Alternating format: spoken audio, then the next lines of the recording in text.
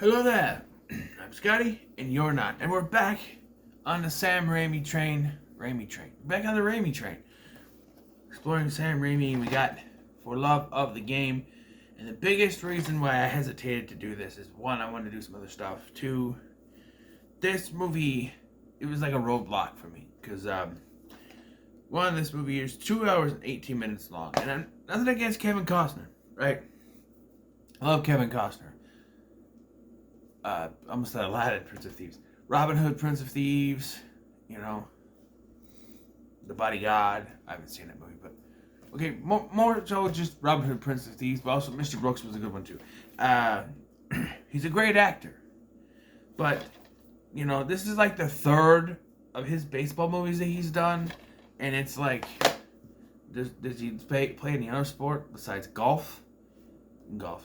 And football, but he didn't play that. He was the coach in draft day. I don't know. But I was hesitant to watch this because this one thing I read was about this was just like a baseball game with flashbacks and kind of boring. And it is all that in a bag of chips, my friend. It's not bad. This is pretty much in that. Excuse me for a second. I meant to grab these. In that part of Sam Raimi's career where he was putting out movies to prove he could do serious filmmaking and other films besides schlocky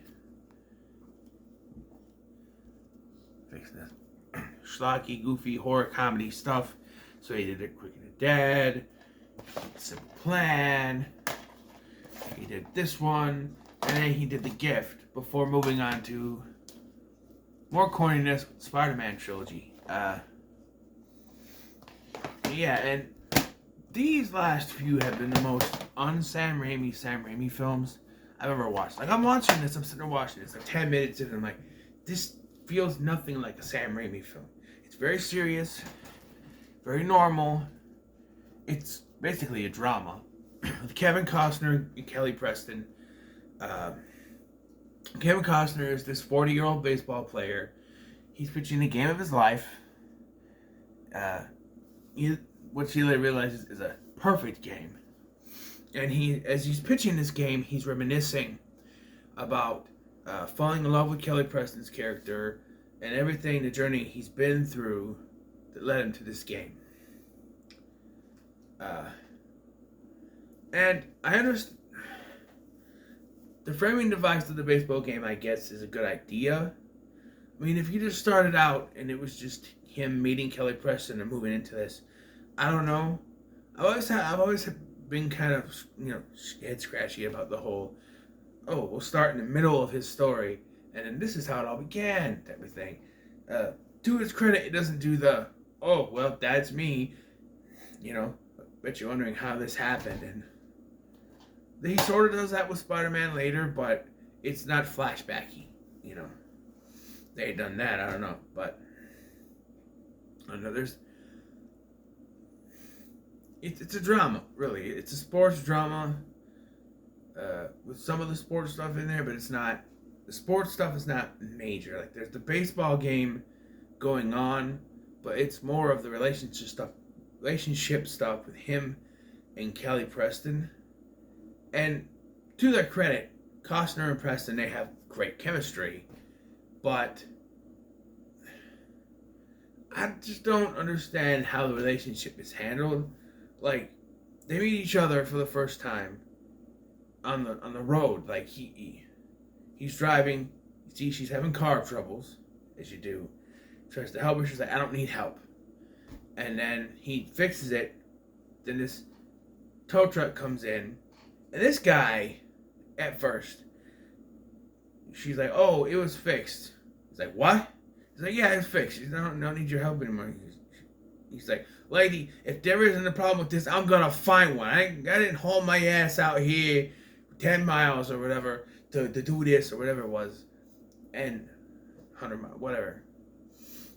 Find something. And he realizes that, Kevin Costner is the baseball player, and then he kind of changes his tune, but then, like, Billy, that's his name, invites her to the baseball game. She just sits there, and at first she's thinking, as the way the other baseball players' wives are acting, that she's the, you know, she's the taste of the week or whatever that old song was. Like she's just the week, or flavor of the week or whatever it was, but she slowly comes to realize that's not the case. Like they end up sleeping together in his hotel room. He says, "I gotta go to the game," and then they make plans to meet each other 4 weeks, like a month later. And she almost doesn't show up, but she does, because she's hesitant about this. She still doesn't believe that he's serious, but he knows he is. And it's just, I don't know. It feels like when I do that will they, won't they thing on TV shows. But this just, it's a movie that's 2 hours and some odd minutes long. 18 minutes long. And I don't know, like, for me, like, I don't see why he's clinging on to this woman, because she keeps pushing him away. There is one part that I see her side of things, and it's when his arm starts to seize up. I don't know why. Did they explain why it starts bleeding? Like he says, "I can't feel my arm," and then it's bleeding. I don't understand that, but it starts bleeding. He goes to the hospital. He tells her to call somebody and says he's the most important person to me right now. And then the look on her face just says it all. And I'm like, it's not something you say to the girlfriend and love of your life, They also do this thing where out of nowhere, they throw in this previously unmentioned daughter of hers out of nowhere, almost as if they're writing the script and we're like, oh, let's give her a daughter. But don't mention it anywhere earlier in the script, at least that I heard. Maybe they talked about it over dinner. I don't know. But all of a sudden, she's got a daughter, played by Jenna Malone, who, to her credit, is pretty good in this. Jenna Malone is a pretty good actress. She's pretty good in this. But that's thrown in there. And we find out that they had this relationship, and it was rocky, and eventually they just decided to call it quits, because she, again, this is all on her side. She feels like baseball is number one over her, which, to a baseball player, it is, and I understand that. That's called for love of the game. He loves the game. He loves baseball. It's his first love. In his eyes, it's his first love. So he's gonna gravitate towards that first. I understand that. She doesn't. Because she's the kind of woman that thinks she needs to be number one. And that's why I have a problem with the ending of this game, of this movie. Because it rubs me the wrong way. So, he pitches this perfect game, right? He almost doesn't, but he does. And then the whole time, she's waiting for a flight to go to London because she's got a job offer, right? And you think, wait, this daughter's introduced. Where is she? Well, she's in college. We find out later. Billy bumps into her. She's in college. So he pitches this game. He goes to the airport to fly out somewhere else, go home, whatever, if he has a home. And she's still there, having missed the flight because she was watching his game. And they reconnect. The only problem is, he is now officially retired from baseball, because he signs a baseball. He says he's going to give it to Wheeler's nephew, but it's really just a thing. It says, I'm through for love of the game, or whatever, something like that. Basically, he's retiring. So now they come back, and they're together at the end of this. But to me,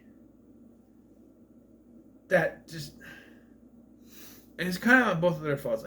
Baseball has always been his number one love. He's accepted that's done. It's gone. He's accepted that he can no longer play baseball. His arm is pretty much shot. He shot his perfect game. He played his perfect game, His arm's done. He's not going to be able to use it anymore. No Robert Redford. He's not a natural anymore. He's not Dennis Quaid. Nope. He's Kevin Costner. He's going to have to accept his arm just can't do it anymore. So now, after he's decided to retire, now she takes him back. And now they're going to be a couple. because there's nothing in the way. And you can say, oh, that's romantic, but then if you think back to everything that's happened in this movie, it's bullshit.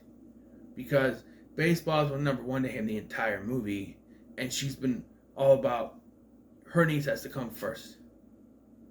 So now that there's nothing in the way, oh, now she wants to have a relationship with him. Now she wants to be with him. Now there's nothing else in the way. You know? I'm just saying. That's how I perceive it. But you can see it as romantic. You know, Costner's been in those romance movies. The Bodyguard, Tin Cup, those kind of things. So, but it's not a bad movie. It just, I don't know, that ending rubbed me like, oh, she's okay with being with him now that she's seen that, you know, his career is probably over now, that he's going to retire, he's done. Now she's okay with it. I don't know. Something about that got me, but, I don't know. The rating. Honestly, it's not a bad movie, but I would say it's not worth your time. It's kind of a meh movie. It's, you know, and when you look through all of Sam Raimi's filmography, it is kind of the meh chapter in there. It's kind of there, you know. I don't know. And it's long. Like I said, it's almost 2.5 hours long. Is that really necessary? I don't know. The story is flushed out, but maybe too flushed out. I don't know. Not worth your time. So next, what are your thoughts on For Love of the Game? In the comments below, make sure to like, share, and subscribe. And up next, we will be getting into The Gift. I was gonna do it tonight, but it's after midnight, and I kind of just want to relax the rest of the night. This one's only 111 minutes, so that's not even 2 hours. That's less than 2 hours.